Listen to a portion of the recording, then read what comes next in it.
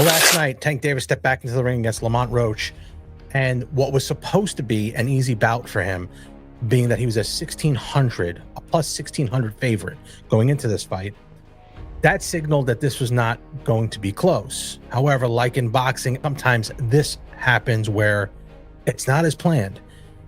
I will give credit to Lamont Roach. Lamont Roach fought an unbelievable fight. I think he fought as perfect as a fight as you could have fought. Tank didn't look good. He looked slow and he looked methodical, but that's Tank. He fights like that all the time. Eventually, round 7, 8, 9, it started to heat up, and usually you think that's when he's going to get him out of there. He didn't.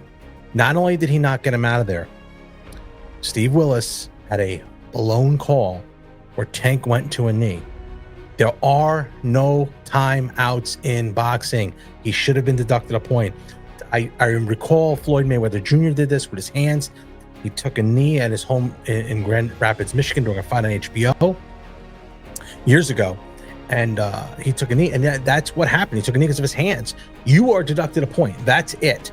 If the point would have been deducted, that is a majority decision for Lamont Roach. This was critical. Now, I saw the press conference. Roach wasn't as hot as I thought he would be. Man, I'm not. Honestly, I thought I should have won without that being counted a knockdown. Look, I ain't the ref. I ain't really, you know what I'm saying? Like, if he had to wipe sweat out his eye, he had to wipe sweat out his eye. But the rules do state if you voluntarily take a knee, then that's an automatic 8 count. But it is what it is. I wasn't relying on that. I was relying on what I was doing in there. His trainers were not as hot as I thought it would be. His dad kind of was like, he make mistakes. Steve Willis made a mistake, and that's it. He's a good ref. I agree with that. I didn't know why Harvey Dock wasn't the referee in that fight, although he did have a rough go with Haney and Garcia. But overall, they're both good referees. I do think Harry Dock is a little bit on a different level than Steve Willis. Both very good, but I think he would be someone I'd want in my championship fighters fight. Sold out crowd. Tank draws a lot of people, but this begs the question. Not to say that Lamont Roach is a bad fighter or one of the top fighters. My question's going to be, if you look at Tank's resume top to bottom, there's now starting to creep in that question. Is Tank legitimately a top pound for pound fighter? He's going to drop because he hasn't fought the competition the fighters on that list are gonna have to fight. You're gonna have to fight them, and I don't think it's a fault of his own. Maybe he's gonna cash out, and I've said it for a while. People will criticize me and say you're a Tank hater. I like Tank. I think he's a good fighter. I like him. I like how he's matured as a fighter. But what I do think also is that he's not as invested in the game as he was. When you start talking about retirement, and I had this conversation with Jim Lampley, when you start talking retirement, you are retired. Especially in this sport. This is not a sport you can play around with. You have to have dedication like no one else to get up every morning, do your road work, do the bag work. You're getting pummeled every day in the gym. It's similar to football, but there is no off season. Maybe he has enough money where he could walk away from the sport and not fight the people because he's gonna have to fight a Devin Haney, a Shakur Stevenson. Last night, Keyshawn Davis beats him, and Shakur Stevenson beats him, provided his hands hold up. He didn't look good, but I didn't think he looked good when he was warming up, when he was at the arena. I think there was something off with him.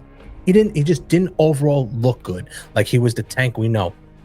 I think he was maybe reading his press clippings a little bit, and it got to a point where, round 6, 7, 8, I'm thinking, you better turn it up now. There was a lot of Dan Canobio had a great stat about how Tank has the highest knockout percentage, but the least amount of punches in a round. That's good, but you got to be able to land those punches. And if someone has a good chin, and Lamont Roach had a good chin, he took a bunch of them, and he stood in there. I think people were underestimating Lamont Roach a little bit, but I still don't think. I think Keyshawn Davis, I think Devin Haney, I think Ryan Garcia, maybe even Rolly might beat Lamont Roach, because Rolly's a big guy and he could bang. But in an instant like Tank, he's got to do a lot better than that against those fighters, because it won't work. Not a knock against Tank. I just think he had a bad performance. Now it's going to go one of two ways. Tank will either come back, and if he fights Lamont Roach again, and he's going to blow him out, or he's going to lose a decision again and get outboxed. That will be the start of the decline of Tank Davis. He's 30 years old. He's going to be 31 and hasn't done anything yet as far as make himself fighting those big fighters. He has not done that. That is something very critical that I mean, I've been bashed online about that, me saying that Tank, that I say on one end I like Tank, but the other thing, he hasn't fought anyone. Tank's not fought anybody. Look at his resume. Who has he fought out of that quartet? The Teofimo Lopez's, the Ryan Garcia. Well, Ryan Garcia, but that was a different. He had the hydration thing. You can't go by that. Don't think you can go by that. The Devin Haney, Shakur Stevenson, Keyshawn Davises of the world. Ryan Garcia, I think, is a different. I think he's going to get exposed a little bit sooner or later. We'll see how this Rolly fight goes, but let's keep that where it is, because I think Devin Haney has the boxing ability to beat Tank, and I think Keyshawn Davis 100% does. Shakur Stevenson also. The problem with Shakur is his hands. His hands going to hold up. He would have beat the brakes off of Tank last night. I mean, just outboxing, because Tank wasn't doing anything. Tank didn't do anything. It's not like it's not like Shakur had to worry about anything coming back. He didn't do anything. I mean, he did turn up a little bit around 7 through 12, right around there, but nothing crazy. He still got outboxed. But the big issue was the referee, his blown call. Steve Willis is usually very good. He's usually very good. Harvey Dock, I think, is a notch better. I would have preferred Harvey Dock in there.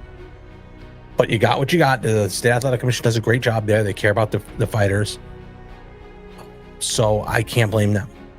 But either way, if Tank had a point deduction where it should have been there are no timeouts here. You can't just stop a fight. Whether you got something in your eye or not, you cannot stop a fight. You cannot take a timeout for a second and say, hey, something's in my eyes. Hey, it just doesn't happen. I was shocked that he didn't take a point. I don't even know why he stopped counting. And then I see that he said I had something in my eyes. I get it. And he was complaining to the crowd because they were booing. But you cannot stop the fight. You can't. That is just what it is. Those are the rules. The rules are the rules. There's no timeouts in the middle of it. There's no, hey, give me a second here. I got something in my eye. You got to deal with it until you get to the corner. Then you can deal with it. You know, happened to Ali a couple times. Happened to Evander Holyfield once, I saw, against Burt Cooper. So they got back to the end of the round, and they fixed it and got it done. Now, the fight of the night, I thought, was Gary Antoine Russell. What a performance he put on. He beat Rayo, and Jose Valenzuela just couldn't get off. Couldn't get off at all. Or I think Gary Antoine Russell got some serious skills. Serious skills. What a tremendous performance by Gary Antoine Russell. And is this the same guy who fought a couple months back? No way. Gary Russell is, I think, learned from that loss. Guy's a brilliant guy too, by the way. He was valedictorian in his class, 2015, I think he said. Brilliant guy. Smart kid. But ultimately, this helps him big time. He put on a performance that put him right back in, won the WBA championship, put him right back to the top of that division, and expect some big fights from him in the next coming months. So that was my take on the fights last night. Overall, I wasn't impressed with the card overall in general. The Gary Antoine Russell fight against Rayo Valenzuela, yes, that was good. Main event disappointed a little bit. Kind of dozing off in between some of these fights on the undercard. I saw two fighters on the prelims that I thought were good. Their names escape me right now. One of them is a protege of Danny Garcia, Swift Garcia. I forget his name. Whitmire. And he looked pretty good. He fought Nunez, and he looked good. Let me know what you guys think in the comments here. Let me know what you think about, was that call by the referee what really cost Roach the fight, or did Roach just not do enough to win? Like and subscribe to the channel. Remember, don't be envious of what I've accomplished in my life. Be inspired by what you can do in yours. We'll see you next time. Bye-bye.